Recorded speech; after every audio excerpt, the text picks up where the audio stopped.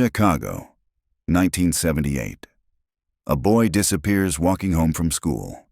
Days later, another vanishes. Then another. For decades, the city wrote them off as runaways, forgotten by the system. But the disappearances followed a hidden pattern, a web of rails and warehouses no one dared to see. One retired detective, disgraced and alone, would spend 30 years chasing what others called ghosts. What he uncovered was not a man, but a machine. A hidden grid that turned children into cargo. This is the true story of the Vanishing Grid, the largest child rescue operation in the city's history, and the haunted man who refused to stop listening to the missing. Before we begin, if you believe these stories deserve to be told, subscribe.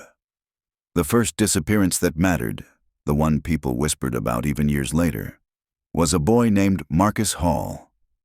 Marcus was 9. He lived in a narrow, leaning house 2 blocks from the freight yard where the Burlington Northern tracks ran into the horizon. He liked baseball cards and orange soda. On a warm afternoon in May 1987, he rode his bike to a corner store. He never came back. Neighbors remembered hearing the steady groan of a train that day, a long freight cutting across the overgrown lines. They remembered Marcus's bike, propped against a fence as if he had only stepped away for a moment. They remembered his mother's scream, rising like a siren into the night. Police treated it as a runaway. "He'll be back," they said. "Kids wander off." But Marcus didn't come back. 2 months later, in another neighborhood 20 miles north, a girl vanished walking home from school. She was last seen crossing tracks that cut behind a shuttered textile mill. A year later, 2 brothers disappeared near the same grid of rail, their footprints leading toward the weeds and stopping at the gravel edge. One by one, the stories built. Children lost to the margins, cases left to rot in dusty precinct boxes. It was always the same. Poor neighborhoods, families without lawyers, a shrug from the system. And in each case, if you drew a circle on the map, the rail lines ran through it like veins. By the mid-1990s, there were whispers of something larger, a network, a ghost, a predator using the skeleton of America's dying industry as its hunting ground. The Vanishing Grid, they called it. But whispers don't solve cases. And as the years passed, the files grew cold. The parents aged, the houses emptied, the railways rusted further into the soil. Then, decades later, when the city tried to sell off a section of derelict freight land for redevelopment, a survey team made a discovery. Beneath the cracked foundation of an abandoned warehouse, they found a shallow pit. Inside were fragments, small bones, fabric scraps, rusted toys. It was the first tangible evidence that the grid had claimed more than rumors, and it pulled a forgotten name back into the light. Detective Raymond Keene. Keene had been young then, a rookie in '87 when Marcus vanished. He had drawn the short straw, the runaway file. He'd chased leads no one else believed, filled notebooks with patterns, circles, red lines connecting forgotten neighborhoods. He'd said it for years. There's something in the rails. No one listened. He left the force in disgrace. But when the bones surfaced, his old notebooks resurfaced with them. Faded, rain-wrinkled pages that told of a pattern spanning decades, towns, even states. The Vanishing Grid was real, and it was bigger than anyone had imagined. Now the question wasn't just how so many children disappeared. It was, who built the grid? And how had it stayed invisible for so long? The answer would not only reopen old wounds, it would rip apart the city's history, exposing a conspiracy buried as deep as the rails themselves. And at the center of it all stood one man, half forgotten, haunted, and unwilling to let the ghosts rest. Detective Keene. Detective Raymond Keene was 27 years old, the spring Marcus Hall vanished. The department still smelled new to him then, like cigarette smoke soaked into typewriters and waxed floors. He wore his badge like it was heavier than it should have been, pinned tight on a thrift store suit. To the others, he was still college boy, the one who quoted books in the squad room and didn't drink enough at O'Malley's after shift. When the hall file landed on his desk, it came with a shrug. "Kid ran off," Sergeant Weller had said, dropping the manila folder like a pizza flyer. "Do the paperwork, knock on some doors, close it out." Keene had flipped the folder open. A single missing person report, half filled. A grainy school photo of Marcus, his smile crooked, his shirt buttoned wrong. 9 years old. "Ran off where?" Keene asked. "Where do any of them run?" "Away from home." Mama probably yelled at him. He wanted to scare her. Weller smirked. "Don't waste your time. You'll get another one by Friday." It should have ended there. Another closed file in a gray drawer. But Keene couldn't stop staring at the bike. The corner store owner had mentioned it offhand. Yeah, kid left it outside. Right there against the fence. Figured he was coming back for it. 9-year-olds don't abandon bikes. Not in that neighborhood. Not when it was their only way out of the cracked sidewalks and gang corners. So Keene drove to the yard. The Burlington Northern line cut through the district like a scar. Weeds taller than his knees sprouted between the rusted rails. The air smelled of oil and dust. Freight cars sat locked and graffiti-stained, their shadows stretching like long coffins across the gravel. Keene walked slow, notebook in hand. The bike was gone now, logged as evidence, but he could see where the grass was bent, where the tire had pressed the earth. He crouched, fingertips brushing the gravel. Small prints. Sneakers. A scuff mark leading toward the tracks. Then, nothing. He looked down the line, where the steel stretched into the distance, shimmering in heat haze. The silence pressed on him. Someone had taken Marcus here. Back at the Hall house, Marcus's mother sat stiff in a chair, eyes swollen. Her hands trembled around a coffee cup. She told Keene Marcus never ran off. He was shy, afraid of the dark. He don't even cross the street without asking. The father wasn't in the picture. The house smelled of mildew, old linoleum curling in the kitchen. On the fridge was a drawing Marcus had made. A train, bright red, steam puffing, smiling stick figures waving. Keene wrote it all down, every detail. He felt the weight of the woman's eyes on him, the desperate hunger in them. "You'll find him, won't you?" she asked. He nodded. He wanted to believe it. That night he stayed late in the squad room. He spread the file across his desk, comparing it to another report from last year. A girl missing in a neighborhood north of here. She'd vanished near an abandoned mill. Her school bag found beside a siding. 2 different kids, 2 different districts, but both vanished within sight of old rail lines. Keene circled the maps in red ink. 2 points connected by steel. By midnight, he was alone in the room, the sound of the radiator clicking like a clock. He stared at the thin stack of files, then pulled another from the archives. 2 brothers missing in '85. Their last known location, the freight yard near Western Avenue. 3 cases, different years, different families, but the same backdrop. Rails. His pencil tapped the desk. Could be coincidence. Cities were full of rails. Kids wandered everywhere, but the thought dug in like a nail under the skin. What if the lines weren't background at all? What if they were the hunting ground? The next week he knocked on doors, corner stores, auto shops, old men who sat on stoops and watched the world pass. He asked about strangers, about trains, about anything unusual. Some remembered a white boxcar sitting empty for weeks. Some swore they'd seen a man in coveralls watching the kids play. One woman said she heard crying from the yard at night, but figured it was cats. It was fragments, nothing solid. But the more Keene gathered, the less it felt like chance. Back at the precinct, Weller rolled his eyes. "You chasing ghosts, kid. Nobody wants to hear about railroad bogeymen. Close the damn file." But Keene didn't. He started sketching maps instead.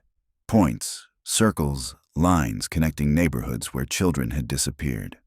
The grid began to take shape in his notebooks. and with each mark, he felt a tightening in his chest, the sense that he was staring at something enormous, something no one else wanted to see.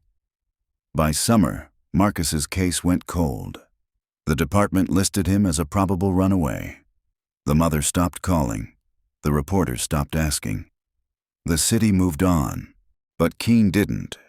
At night, he dreamed of rails stretching into blackness and children's voices echoing from the dark. He woke with his hands clenched, the sound of the train whistle still in his ears. The grid had him now, and it would not let go. Summer turned to fall, and the case of Marcus Hall slid quietly into the stacks of the unsolved. The neighborhood never forgot. Kids whispered about the boy who went missing by the tracks, daring each other to ride past the freight yard at dusk. Mothers pulled their children closer when trains wailed through the district. But outside the blocks that knew Marcus's name, the city shrugged. Another runaway, another file gathering dust. For Detective Raymond Keene, the boy's absence clung like smoke. He told himself he'd closed the case properly. He'd filled the forms, chased the leads. The sergeant signed off, and the department moved on.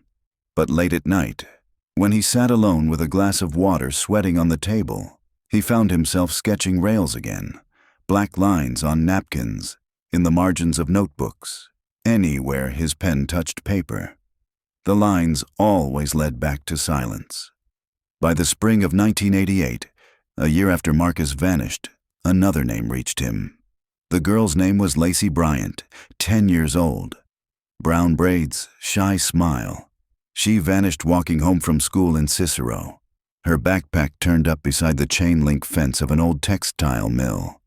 The mill had been boarded since the 70s, but the rails still ran behind it, cutting through weeds like a scar. Keene felt the chill as soon as he saw the report.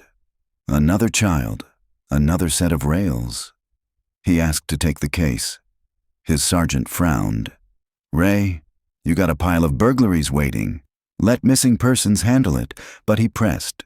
He promised it wouldn't interfere. He'd make the rounds after hours, talk to the parents, just so he could rule things out.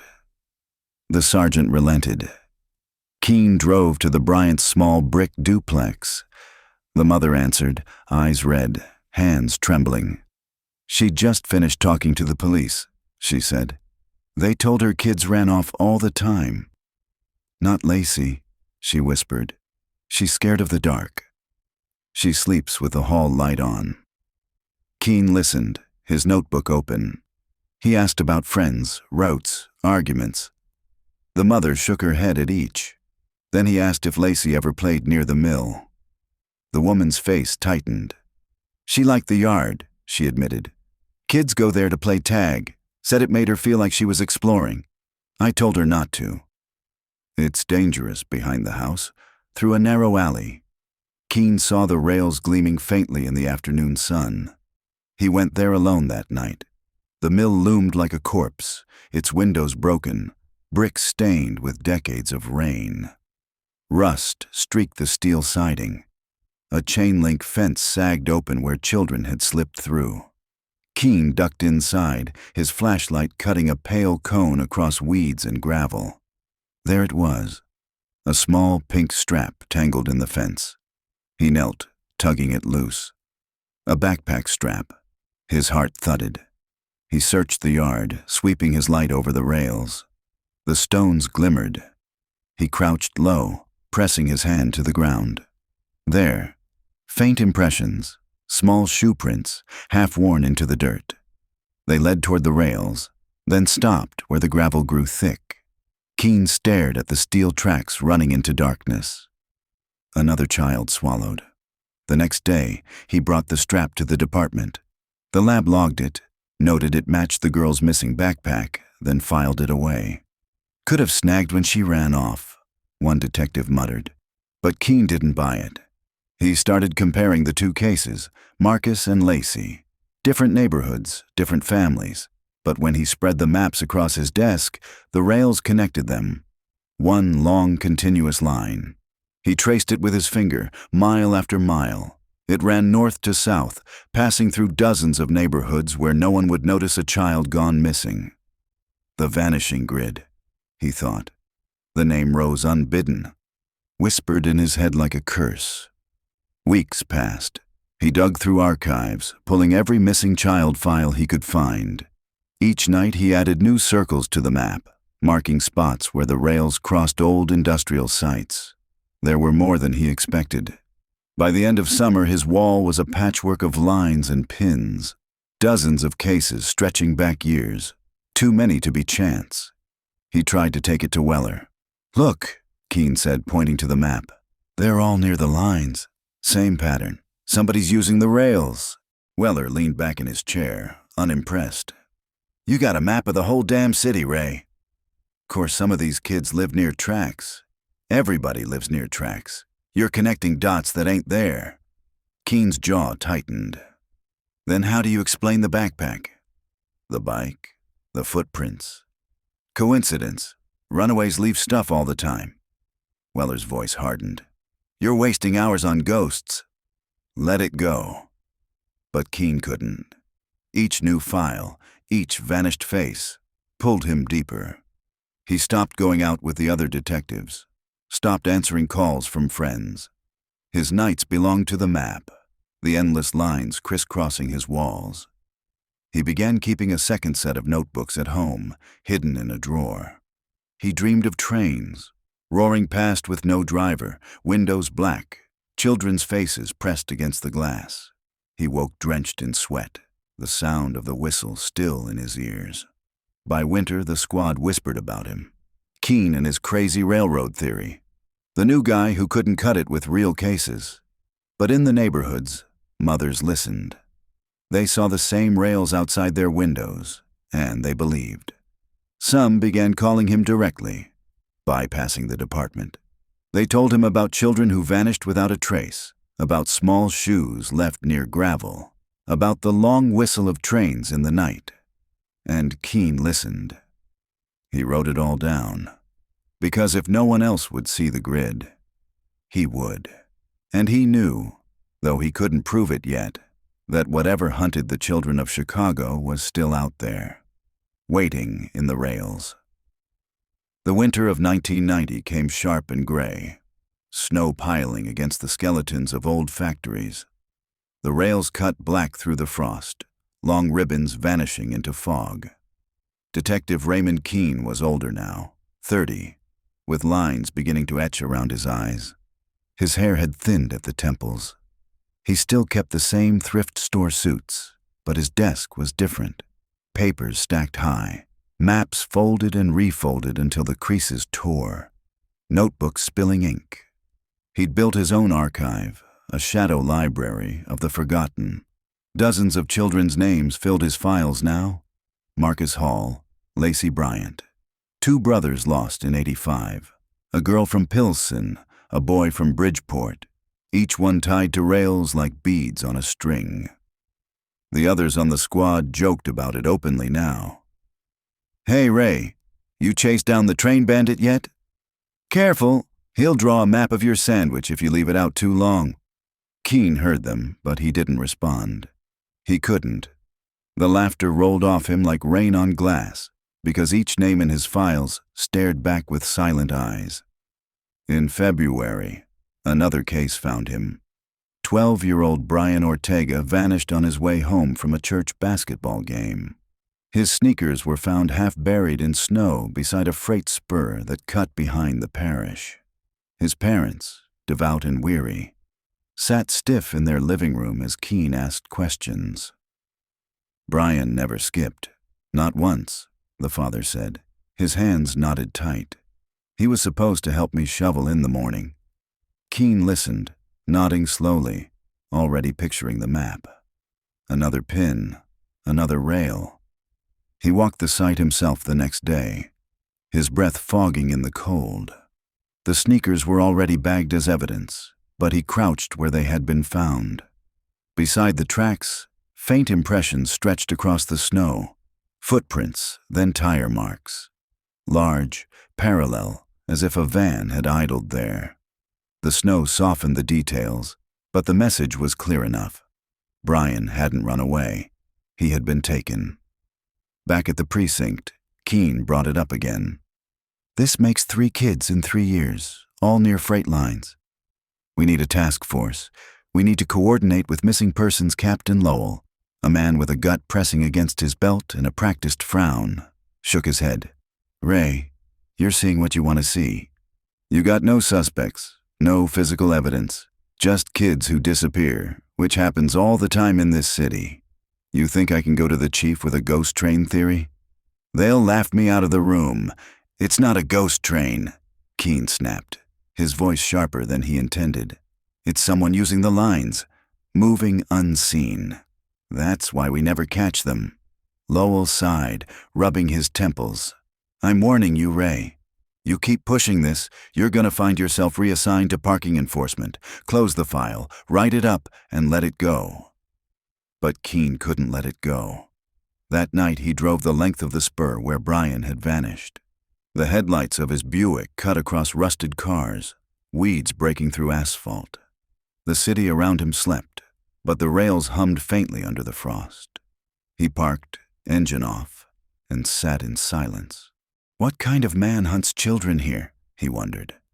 What kind of monster knows the schedules, the blind spots, the places no one watches? The thought curdled in his gut. Whoever it was, they were patient. They knew the city better than the city knew itself. And they were still out there. Weeks stretched into months. No leads, no arrests. Brian's face joined the others on Keene's wall. At home, the wall had grown. His small apartment's spare room was filled now with maps and photographs. Strings of red yarn stretched across the plaster, connecting neighborhoods to spurs, spurs to yards, yards to children's faces. It was his private war room. Friends stopped coming by. His girlfriend, a schoolteacher named Anne, left after one night of seeing the wall. She stood staring at the faces, her hands trembling. You live with this? She asked. I have to, he said quietly. No, Ray. You choose to. She grabbed her coat, and I can't. The door closed behind her. Keene didn't follow. The work consumed him now. By late 1991, he counted nearly 20 disappearances tied to the rails. Some clustered near old yards, some near abandoned mills. A pattern stretched like veins through the city, and he traced them with relentless precision. Still, the department looked away. The press wrote small blurbs, a paragraph at most, before turning the page. Runaways, troubled homes, shrugged off. Only the families cared, and they called Keene at night. Mothers in tears, fathers with broken voices. Each one begged him to keep looking, and he promised them he would. In the spring of 1992, another blow landed. 9-year-old Samantha Ruiz vanished walking from a birthday party. Her shoes were found neatly placed beside a siding fence. This time, Keene noticed something else. Graffiti scrawled on the siding wall. Ghost line. 2 words, fresh in black spray paint. He stared at them for a long time, the hair on his arms rising. Was it a taunt? A coincidence? Or had someone named the thing he had been chasing all these years? The city ignored it, as always. The file went cold. The parents mourned in silence, but for Keene, the words burned into his brain. Ghost line. That night he added a new phrase to his notebook. He wrote it slowly, deliberately, underlined, twice. The vanishing grid. And from then on, that's what he called it. A name for the silence. A name for the shadow that moved through rails and stole children without a trace. A name for the monster no one else believed in. And though his captain dismissed him, though the squad laughed, though his own life frayed at the edges, Keene swore he would follow the grid until it broke, or until it broke him. By 1994, the city had grown louder, faster, meaner. High-rises pushed shadows across neighborhoods where corner stores shut their doors for good. The rail lines remained, rusting, sprawling, overgrown. Quiet veins of steel threading through forgotten blocks. For Detective Raymond Keene, the years blurred into one long case file. He was 34 now, heavier around the middle, his eyes shadowed from too many sleepless nights. The other detectives had stopped teasing him. The joke wasn't funny anymore. He was that guy, the one who lived in the past, who collected files no one asked for, who stayed at his desk after everyone else had gone home. The vanishing grid had cost him promotions. He was still stuck on the bottom rung while younger men passed him by. His apartment was empty now, his wall covered floor to ceiling with faces and strings. Anne was gone. Friends were gone. All that remained were the children staring out from their photographs. And still, the grid grew. In July, another name appeared. Thomas Keller. 11 years old. Last seen near a shuttered rail yard in Englewood. His baseball glove turned up on the gravel. No Thomas. Keene went to the site himself. The rail yard spread wide and silent. Rows of rusted cars stretching into weeds. Graffiti scrawled across the steel. Tags, threats, names of gangs long since dissolved. He picked his way through the debris, listening. That was when he saw it. Behind a line of boxcars, in a hollow where weeds had grown thick, something jutted from the soil. A corner of cloth, stiff and dark. Keene crouched, tugging it free. It was a shirt, small, a child's, stained deep brown. His stomach tightened. He flagged the site, called it in. The evidence team came, slow and skeptical. They scraped the soil, bagged the shirt, logged it as possible. They found no body, no prints. The file stalled, but Keene knew. He held the evidence bag in his hands, staring at the small shirt inside. The grid had left a trace this time. Not enough for court, not enough for the captain, but enough to prove it was real. He brought it to Captain Lowell anyway. "This is it," Keene said, his voice taut. "This is proof." "We have to open a full investigation." Lowell glanced at the bag, unimpressed. "It's a shirt." In a rail yard. Half the city's kids have played there. Could have been lying there for years. "It's blood," Keene pressed. A child's shirt, soaked in blood, and Thomas Keller vanished right there. Lowell's jaw tightened. "You're done, Ray. You hear me? Done. I'm sick of your maps, your theories, your ghost trains. You're making this department look like fools. One more hour wasted on this and I'll bury you so deep in desk work you'll forget what daylight looks like." The words hit like blows, but Keene stood his ground. "You can bury me," he said quietly, "but you can't bury them." Lowell didn't answer. He just turned away. The next week, Keene was pulled from missing persons and reassigned to burglary detail. A dead-end move. Everyone knew it. He worked the burglaries by day, filing reports, walking through shattered glass and ransacked apartments. But by night, he went back to the rails. He searched abandoned yards with a flashlight. He sifted gravel for scraps. He spoke to families who had given up on the police, but not on hope. And the grid kept whispering to him. That autumn, he stumbled on something new. It was near a siding in Lawndale, where a boy named Curtis James had vanished in '91. The siding backed against a warehouse, its windows broken, doors rusted shut. Keene slipped inside one night, flashlight sweeping through dust. The warehouse smelled of mold and iron. Rats scattered in the beams of light. He stepped carefully, his boots crunching glass. In the far corner, hidden behind stacks of rotted pallets, he found it. A small wooden box. He crouched, pulled it into the open. The lid creaked when he lifted it. Inside were toys, a plastic soldier, a cracked marble, a keychain shaped like a train, and beneath them, scraps of fabric. Small, colored, patterned. Children's clothing, cut into strips. Keene's chest went cold. His hands shook as he bagged what he could. snapping photographs. The department didn't thank him. They called the warehouse a dumping ground, the box a coincidence. No chain of evidence, no proof. But Keene knew what he had found. A relic, a trophy box, a sign that whoever haunted the rails had been here, watching, collecting pieces of the lives he'd stolen. That night, Keene sat alone in his apartment. The photographs spread before him.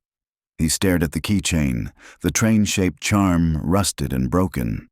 It was the first time he felt true fear, because the grid wasn't just an idea anymore. It wasn't just lines and maps. It was a man. Somewhere in the city, someone was using the rails to hunt children, and he had been doing it for years. Keene didn't know his name, he didn't know his face, but he knew this: the man kept trophies, and he wasn't finished. By 1997, the city was changing again.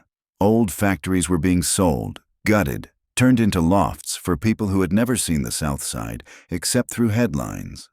But the rails still cut through the forgotten neighborhoods, silent and patient. Detective Raymond Keene was no longer invited to squad parties. His name had become shorthand for failure. Pulling a Keene meant chasing shadows until your career bled dry. He was 37 now. His hair was graying. His suits hung loose from skipped meals and sleepless nights. His reassignment to burglary had turned permanent, a message written in bureaucratic ink. But he hadn't stopped. At night, his small apartment glowed with the pale light of desk lamps. His wall was a web of photographs, maps, and strings. The faces of children, Marcus, Lacey, Brian, Samantha, Thomas, Curtis, stared down at him. Their eyes hollowed his sleep. He drank too much coffee. He forgot to shave. He forgot to call his mother. His life narrowed to one obsession: the grid. And still, the city didn't listen. That summer, 3 more children vanished within blocks of different rail lines. One in back of the yards, one in Little Village, one near the river where the freight bridges groaned at night. Each case was written off: runaways, domestic disputes. But when Keene spread their files across his table, the pattern sharpened. The children weren't just vanishing near rails. They were vanishing near junctions, places where multiple lines met, places where cargo could be shifted unseen. The thought chilled him. This wasn't random. This wasn't just one predator haunting the city. It was something larger, a system. One night, in the back room of a laundromat on 63rd Street, a man told him a story. The man was thin, jittery, his eyes red from years of drink. He swore he had worked security at a warehouse near Cicero back in '91. "They used the place for storage," he whispered. "Not just goods, other things." "What things?" Keene asked, his pen ready. The man licked his lips. "Kids." "I heard them. Crying. They kept them in crates. Moved them out by truck when the trains came through. I quit after 2 weeks. Couldn't stand it. Why didn't you go to the police?" The man laughed, bitter. "Who'd believe me? I was a drunk then." Still am. Keene pressed for details, but the man clammed up, shaking, as if naming names would bring something down on him. Keene left with more questions than answers. But that night, as he traced the rail junctions on his map, he felt a slow dread settling in. It wasn't a lone hunter. It wasn't one man with a van. It was a network, a machine. And the children weren't just being taken. They were being moved. The thought sickened him. He tried again to bring it to his captain. He brought the files, the maps, the testimony of the drunk security guard. Lowell cut him off with a wave. "Enough, Ray.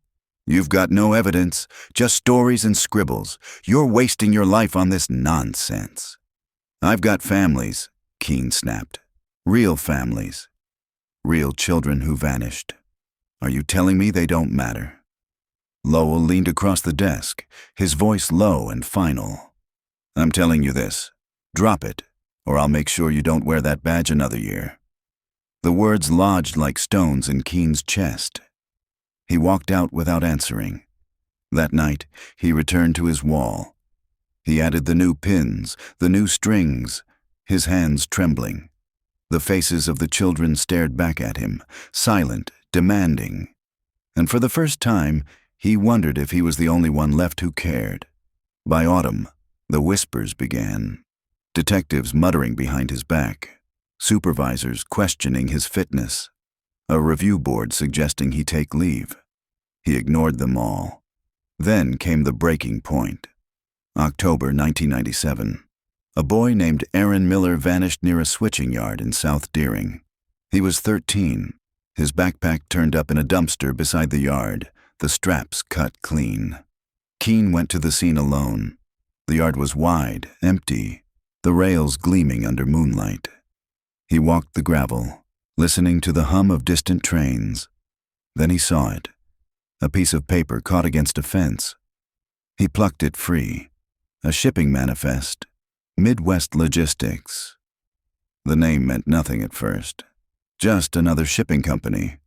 But when he looked closer, he saw the route listed: Cicero, to Lawndale to Englewood, the same neighborhoods where children had vanished. His pulse quickened. It was the first time the grid had given him something tangible, something that felt like a thread to pull. He bagged the paper, logged it quietly. When he brought it to Lowell the next morning, the captain barely glanced at it. "A trucking manifest," he said. "So what?" "Look at the stops," Keene pressed. "Look where the kids disappeared. This company runs through all of them." Lowell sighed. "You're seeing ghosts again." Keene's voice cracked. "They're not ghosts. They're children.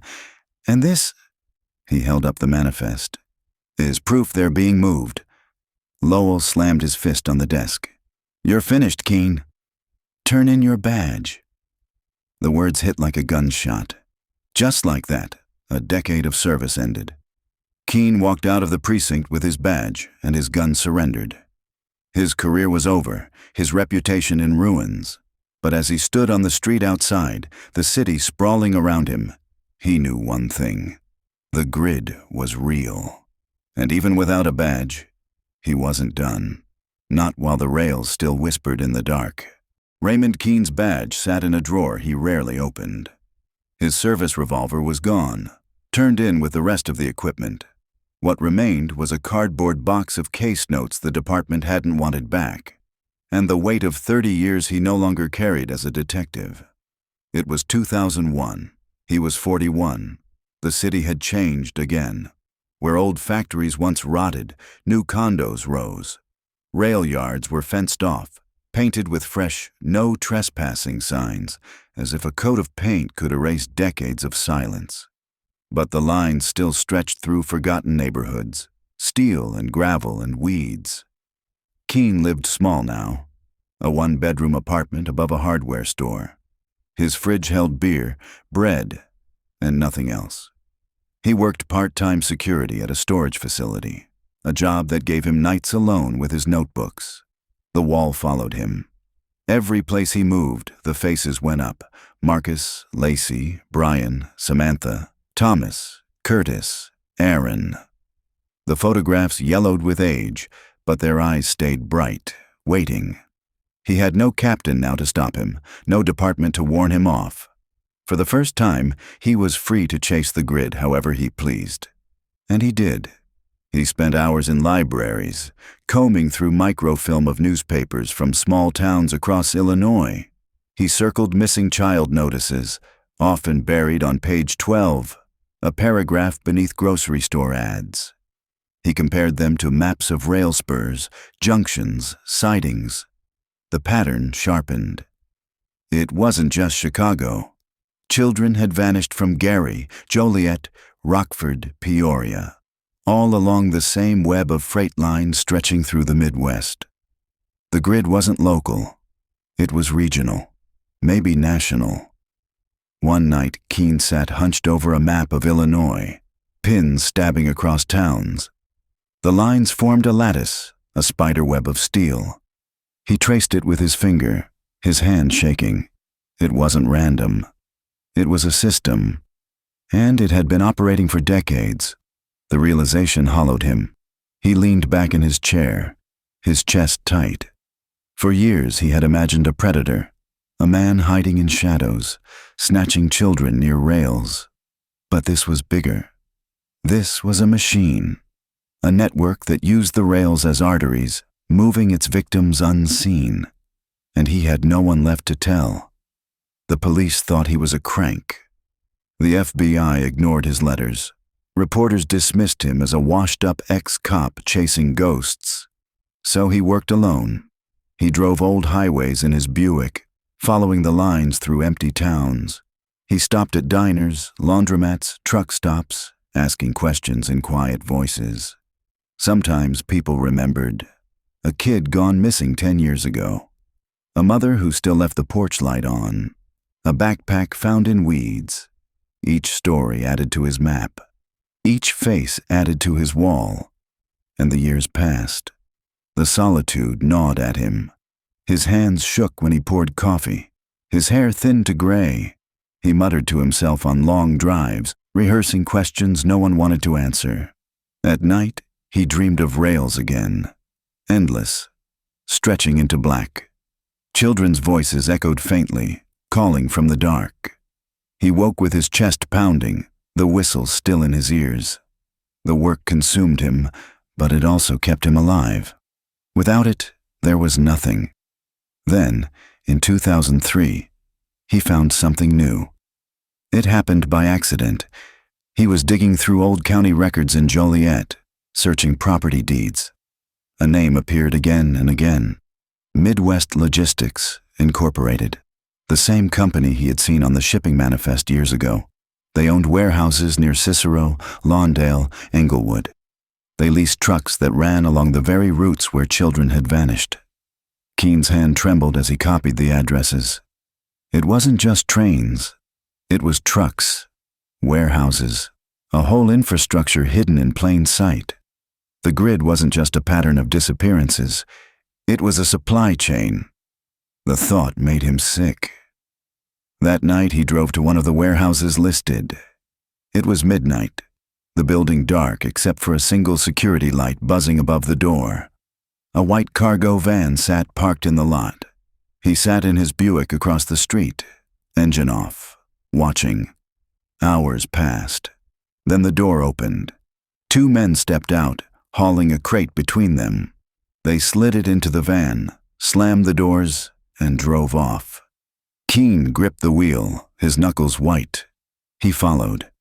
The van moved slow through the city, its taillights glowing red. He trailed it for miles until it merged with a freight yard and disappeared through a gate. He sat outside the fence, heart pounding. He wanted to go in. He wanted to break the lock and see what was inside the crate. But he was no longer a cop. He had no badge, no backup. All he could do was sit in the dark, his chest hollow, as the van disappeared into the yard. The next morning he called the police. He told them about the warehouse, the van, the crates. They didn't come. The report was logged, ignored, filed under unsubstantiated. Keene slammed the phone down, rage burning through him. They would never listen. He was alone. That night he sat at his wall staring at the faces. His hands shook as he spoke aloud to them. "I see it," he whispered. "I see what they're doing. And I'll keep watching. I'll keep looking. I won't stop." His voice cracked. His eyes burned. Because the truth was clear now. The vanishing grid wasn't a ghost story.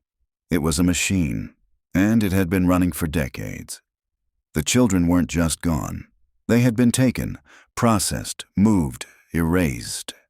And Keene, a man without a badge, without allies, without anything left but his obsession, was the only one who knew. The thought both terrified him and gave him purpose. By 2006, Raymond Keene looked like a man built from sleepless nights. His shoulders sagged, his eyes carried permanent shadows, and his hands trembled when he lit cigarettes he rarely finished. The wall of faces had outgrown his apartment. Boxes of files filled his closet. Maps curled along the floor, their pins and threads like veins across a patient's skin. Most days, he barely spoke to anyone. But sometimes the phone rang. It was usually parents, always parents. They found him through whispers, other grieving families, old newspaper clippings. They came with the same story. A child gone, a report ignored, a case dismissed as a runaway. And Keene listened, always. That summer he got a different kind of call. The voice was thin, raspy, almost afraid. "You're the detective, right? The one who looks for kids." "Not a detective anymore," Keene said, his voice flat. "But I look." A pause crackled over the line. Then, "I was one of them." "I got away." Keene sat up, his heart kicking. The girl's name was Rosa. She was 19 now, living in a shelter under another name. She agreed to meet him only if he promised not to tell anyone. They met in the corner booth of a diner on the west side. The fluorescent lights hummed. Rosa kept her hood up, her hands wrapped around a chipped mug of coffee. She spoke quietly, her eyes darting to the windows as if expecting someone to follow. She told him she had been taken in 1996, when she was 9. She remembered a van, white, no windows. She remembered waking in a dark room with other children. She remembered the smell of mold, the sound of trains outside. "They kept us there for weeks," she whispered. "Then one night, men came. They split us up, put some kids in crates. I hid. I don't know why they didn't find me. Maybe they were rushed.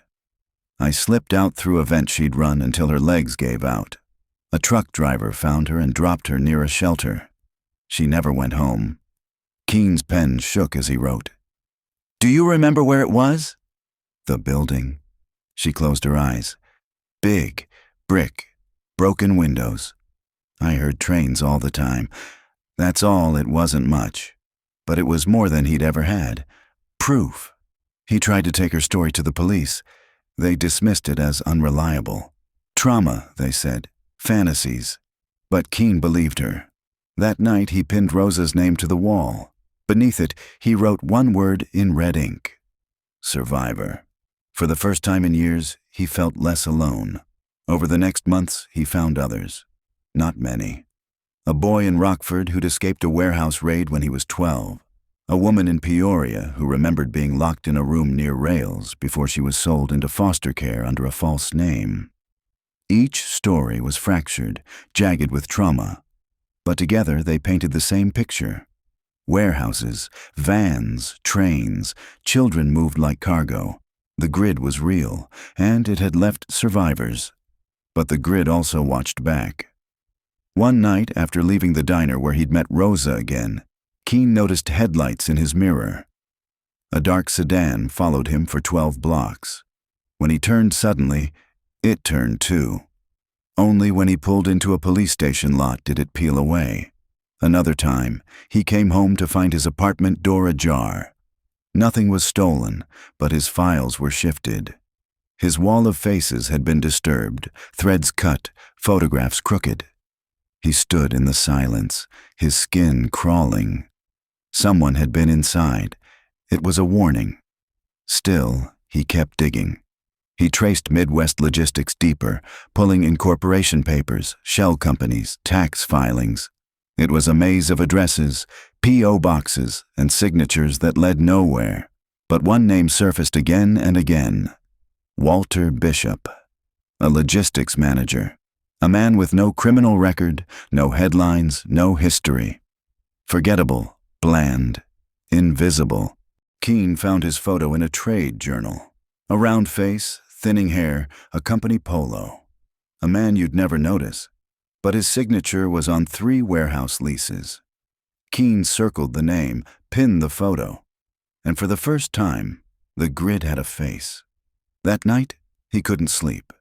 He sat in his chair, staring at Bishop's photograph, the hum of the refrigerator filling the silence.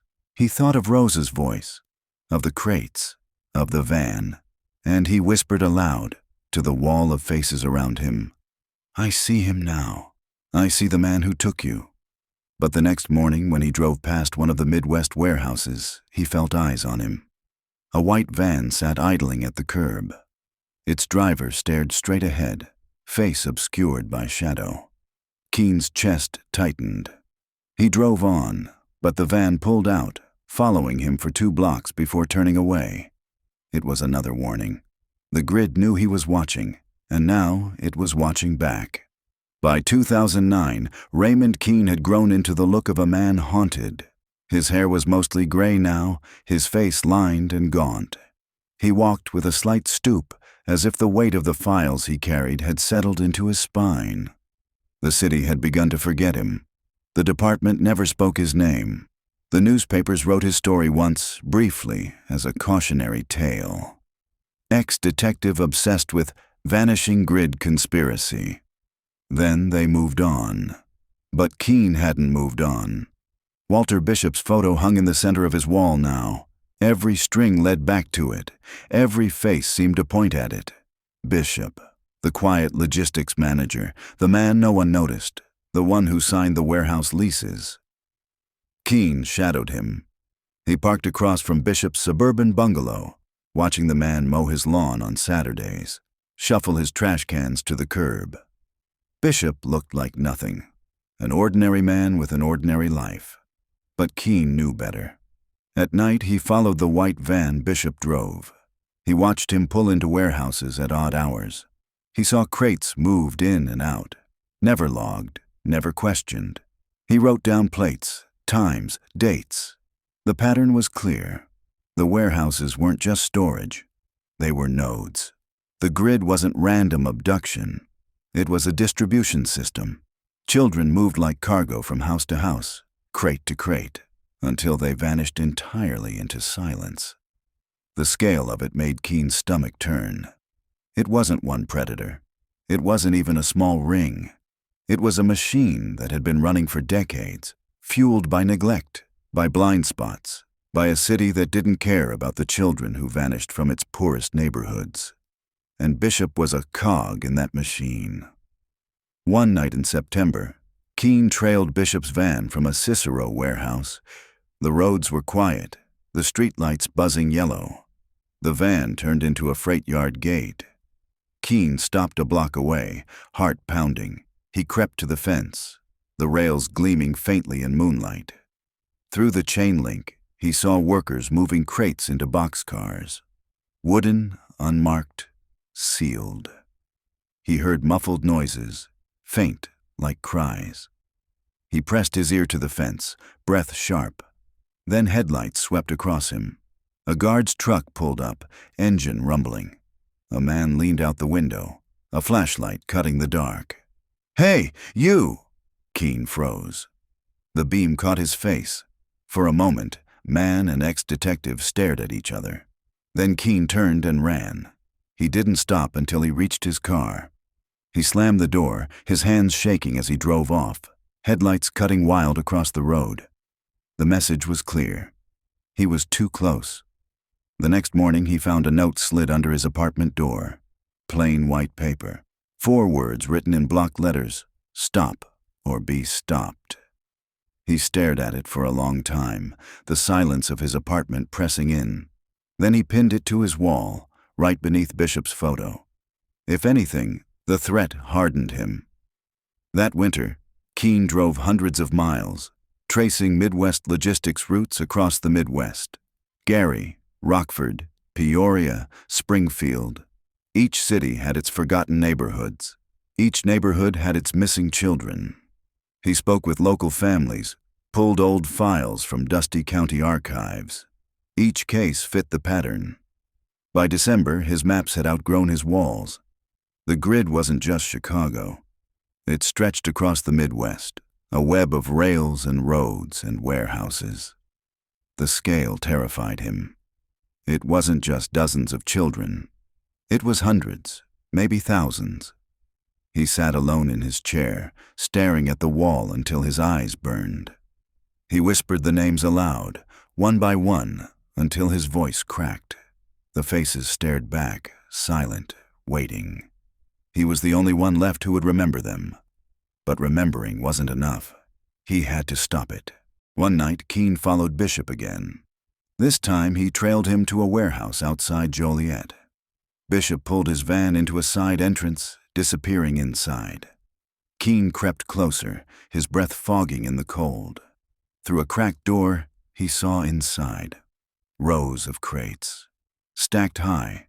Some were ordinary, marked with shipping numbers, but others were different, ventilated, reinforced. Human cages. Keene's stomach lurched. He pulled his camera from his coat, snapping photos. His hands shook so badly the images blurred, but he kept shooting. Then a shadow moved. One of the workers stepped into the doorway, eyes locking on him. Keene bolted. Shouts rang out behind him. Boots thudded on concrete. He sprinted across gravel, his lungs burning. A light flared, a flashlight beam slashing the dark. He dove into his Buick, fumbling the keys. The engine roared to life. He tore out of the lot, gravel spraying. Behind him, the warehouse receded into the night, but the images burned in his mind. The crates, the vents, the shadows. He had seen enough to know. The grid wasn't just real. It was alive, and it was watching him. And the closer he got, the more dangerous it became. By 2011, Raymond Keene was 51 years old, though he looked older. His back had curved, his hair had gone white at the temples, and his hands trembled when he held a pen too long. He lived alone, surrounded by walls of faces and maps. His days blurred. Hours in libraries, nights in the car, drifting from warehouse to yard, scribbling notes in a hand that shook more each year. The vanishing grid had consumed him. He barely noticed the rest of the world anymore. He ate little, slept less. When he looked in mirrors, he sometimes startled, seeing not himself, but the ghost of the man he had been. The faces kept him alive. And so did the fear. The warnings hadn't stopped. Anonymous notes, shadows in mirrors, cars that tailed him too long. He'd been shoved once on a street corner, a voice hissing in his ear. "Go home, old man." But he never went home.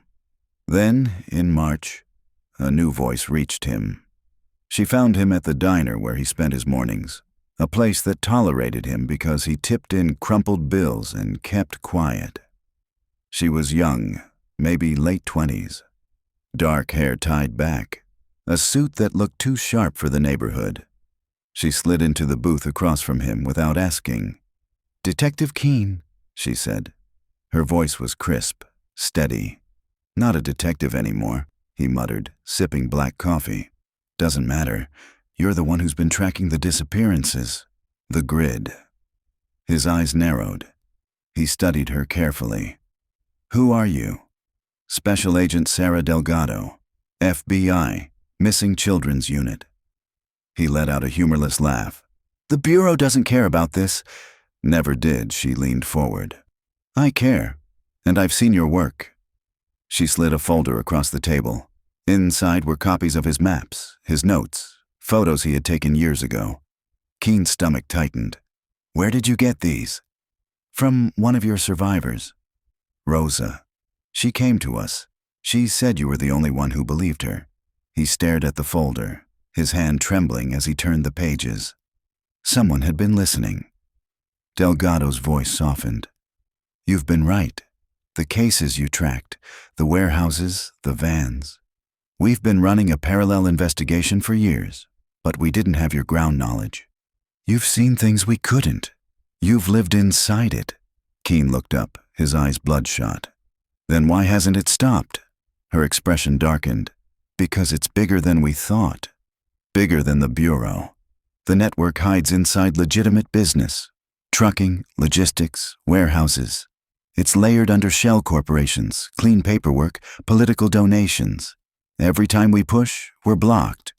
But we're getting closer, and with your files," she tapped the folder, "we can make the case." For the first time in decades, Keene felt something stir inside him. Not relief, not victory, but something he thought he'd lost. Hope. He studied Delgado, searching her face for doubt, for pity, for the same condescension he'd endured his whole life. But her eyes were steady, focused. "You really believe me?" he whispered. "I don't believe," she said. "I know." Silence hung between them, broken only by the clatter of dishes.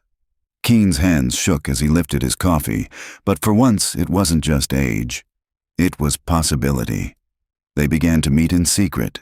Late nights in his apartment, Delgado standing in front of the wall of faces, her eyes scanning every string, every pin. "This is incredible," she murmured. "Messy, obsessive, but incredible. You've built a better case than half our analysts." "It's not a case," Keen said quietly. "It's a graveyard." Delgado stayed calm, methodical. She brought him files from the bureau, phone records, financial statements, shell company registrations. She showed him how the money flowed, trucking firms, real estate trusts, offshore accounts. Together, they wove the financial lines into his maps. And the picture sharpened. The grid wasn't just local. It wasn't just regional. It was national. Dozens of companies, hundreds of warehouses, thousands of miles of rail and road. A shadow logistics network moving children like freight across the country. Keen's breath caught as the map filled in. "My God," he whispered. "It's everywhere." Delgado nodded grimly. "And it's protected. They've buried themselves under so much normality, so much paperwork, it looks invisible.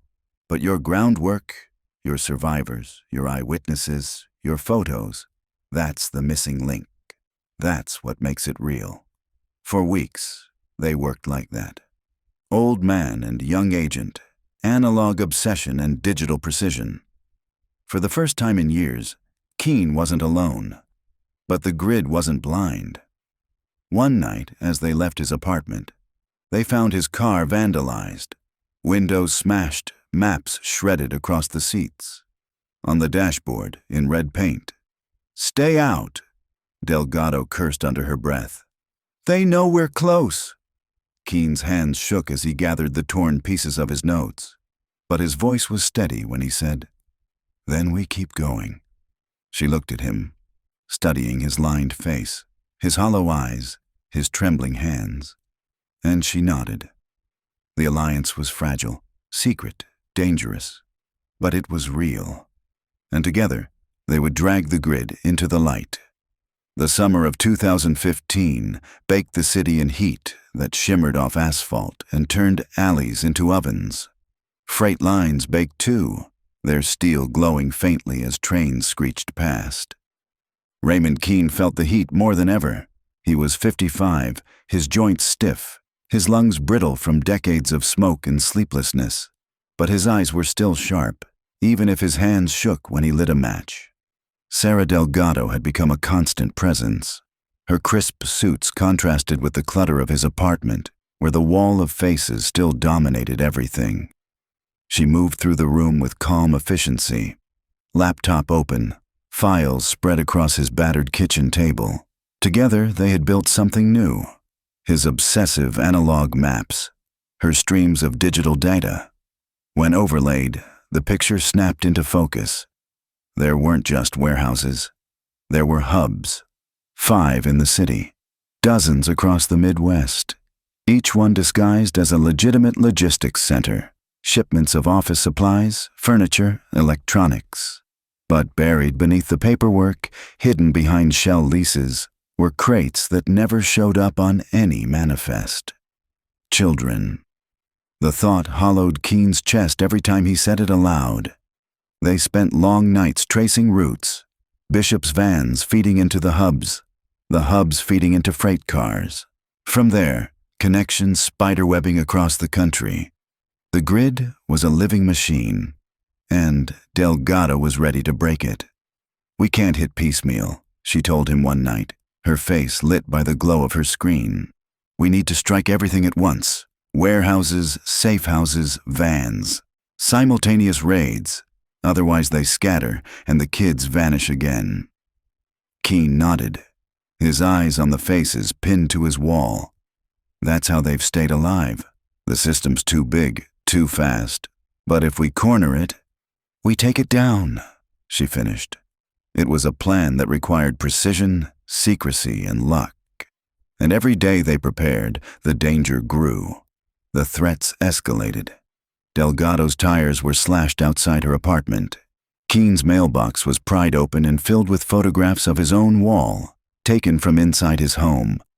Once, a brick shattered his window, wrapped in paper that read, "Ghosts don't talk."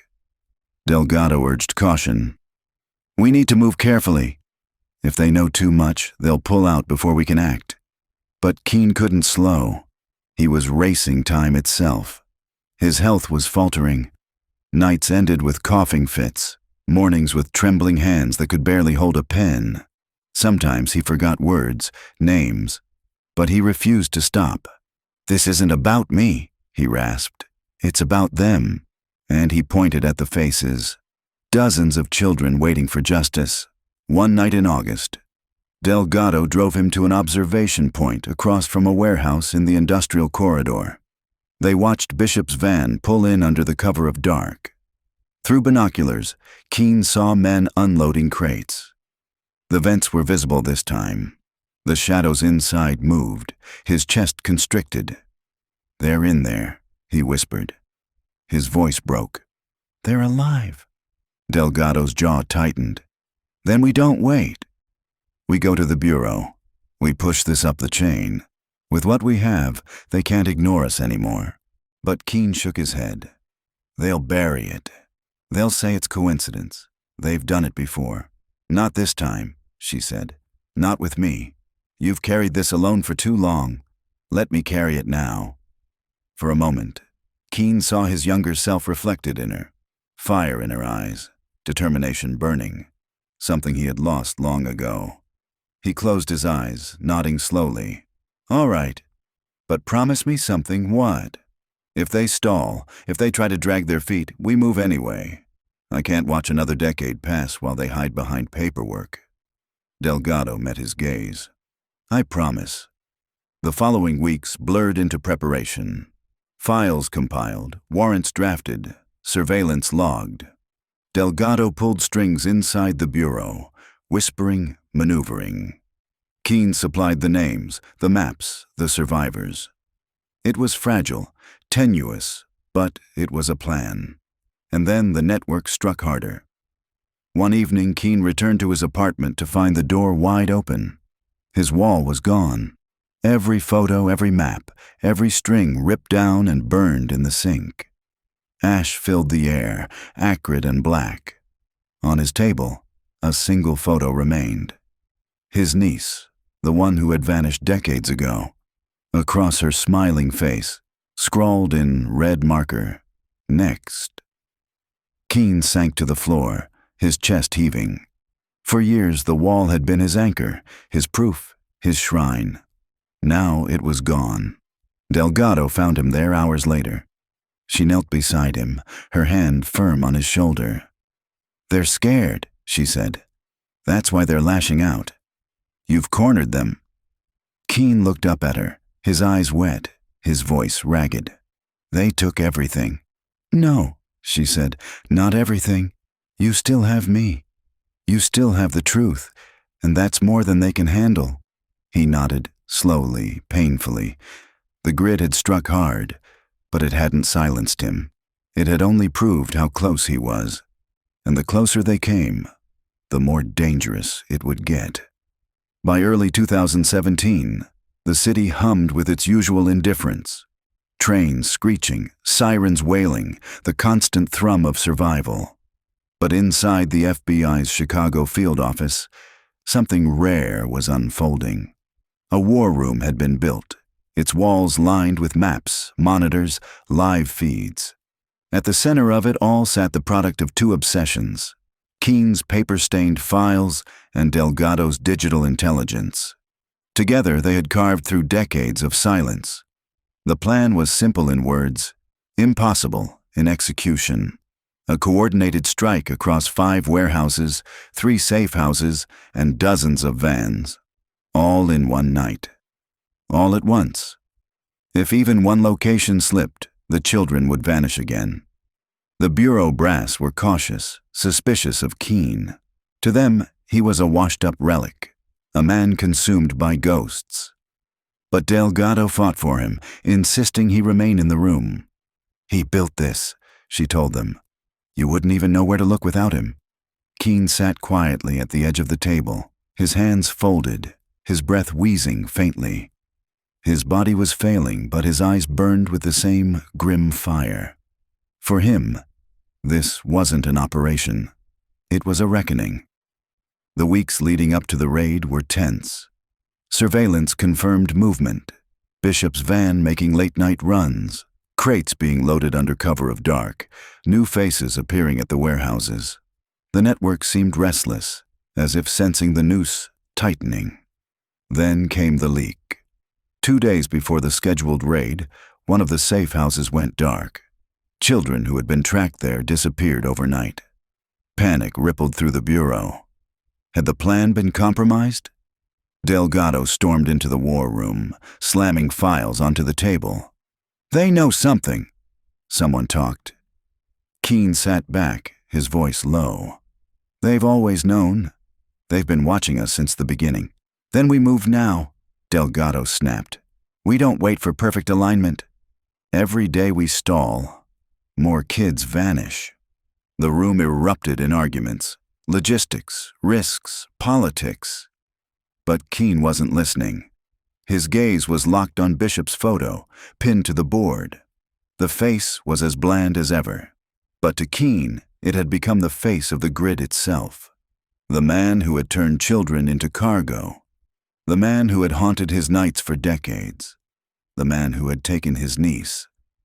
That night, Keene sat alone in his apartment, staring at her photo.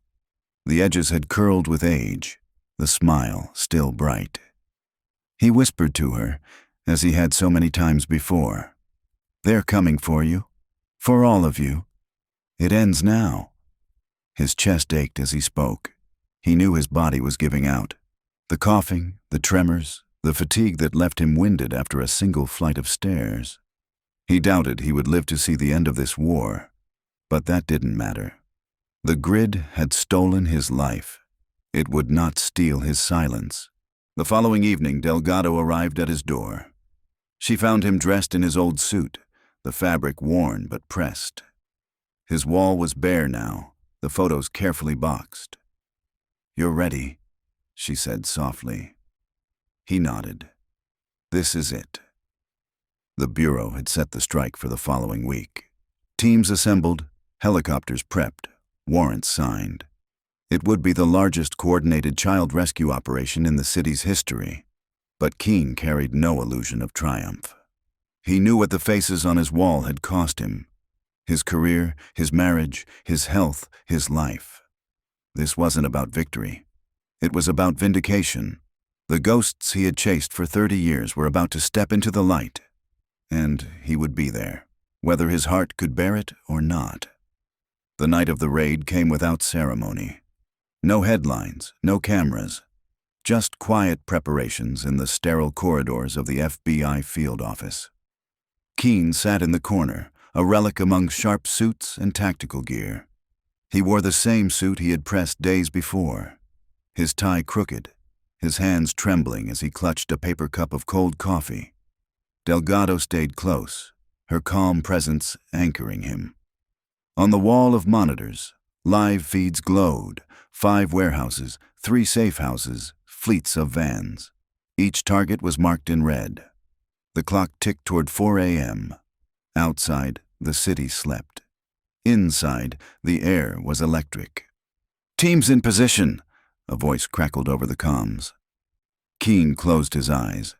He thought of the children, Marcus, Lacey, Brian, Samantha, Thomas, Curtis, Aaron, and so many others. He whispered their names like a prayer. Then the command came. "Execute." The screens erupted in motion. Team Alpha breached a warehouse on the south side, the door crashing inward. Shouts echoed through thermal cameras. Men dragged into custody, crates pried open. Inside, children, thin, terrified, blinking against floodlights.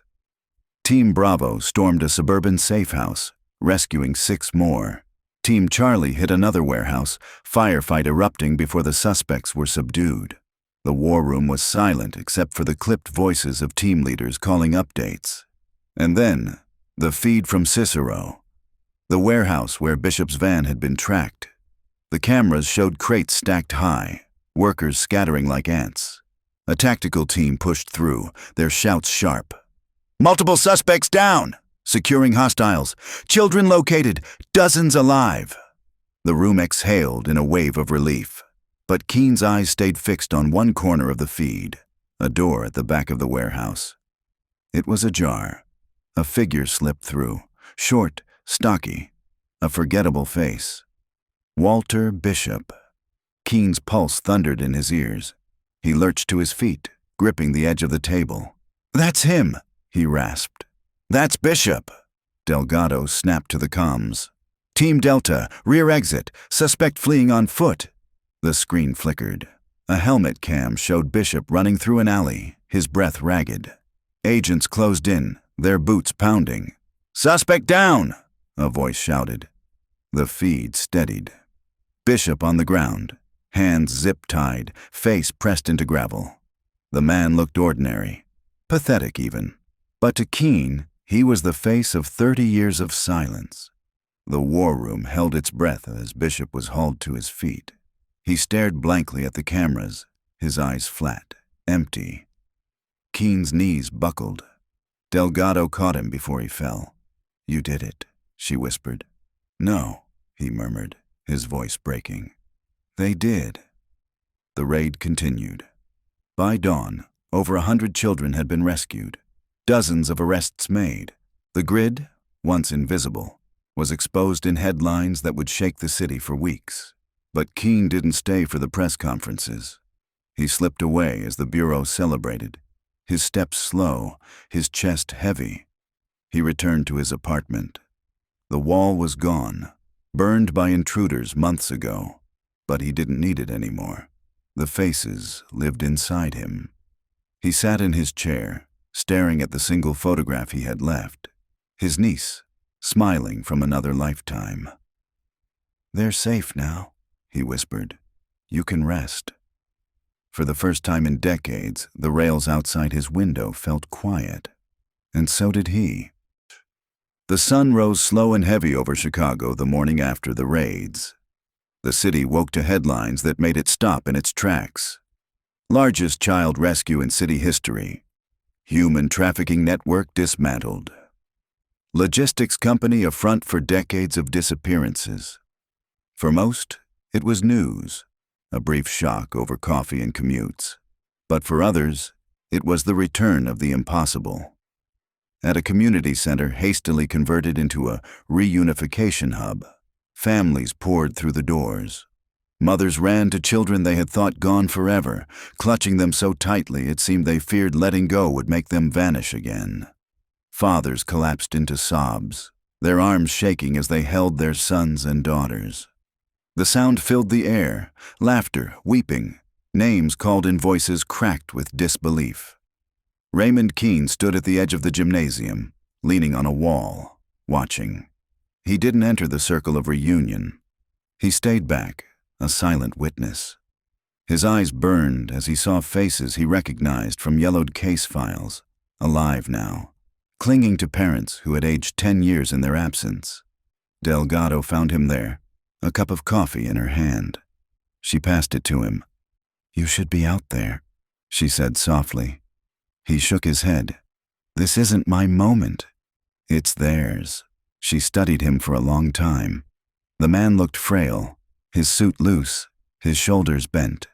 But his eyes, still sharp, still burning. "You gave them this," she said. He didn't answer. He just sipped the bitter coffee, his gaze never leaving the children. When the press conference began later that day, Delgado stood before microphones, flanked by bureau brass. Cameras flashed as she detailed the operation. The raids, the rescues, the arrests. She kept her tone crisp, professional, but her voice cracked when she said the number, 112 children, alive. The questions came fast. How long had the network been operating? How had it gone unseen? Were more children still out there? Delgado answered what she could, sidestepped what she couldn't. But she didn't mention Keene. He had asked her not to. "This isn't my story," he had told her. "I was just the man who wouldn't shut up about the ghosts." That night, after the cameras left, she went back to his apartment. The boxes of files were stacked neatly, his desk cleared. The single photo of his niece remained pinned above the table. "I'm leaving it to you," he said, his voice thin. "What do you mean?" "You've got the fire, the youth, the bureau behind you. I don't. My part's done." Delgado shook her head. "We need you. The families need you."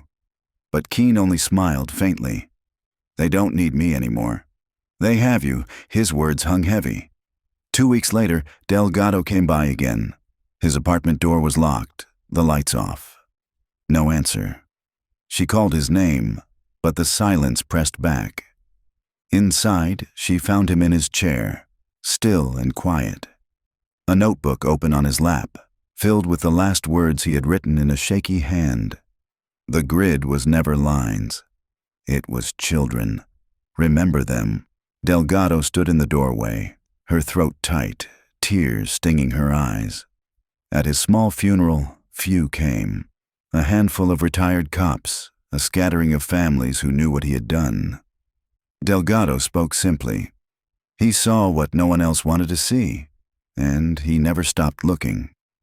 "We owe him more than we can say." Afterward, she returned to the bureau. She kept the files, the maps, the names. She digitized everything, preserving the decades of work he had left behind. And she kept going. The raids had saved many, but not all. Leads spread across the country, whispers of other hubs, other networks. Delgado carried the torch now, her own wall of faces growing in an office filled with light. And sometimes, when the work dragged, when the cases felt endless, she thought of the old man in the crooked suit, whispering names like prayers. She thought of the way he had looked at the rescued children, not with triumph, not with relief, but with the quiet recognition of a man who had finally been heard. And she whispered back to him in the silence of her office, "I remember them." I won't stop outside. Trains still clattered through the city, steel on steel. The rails stretched on, vanishing into fog, carrying with them decades of ghosts. But now, someone was listening, and the grid was no longer invisible.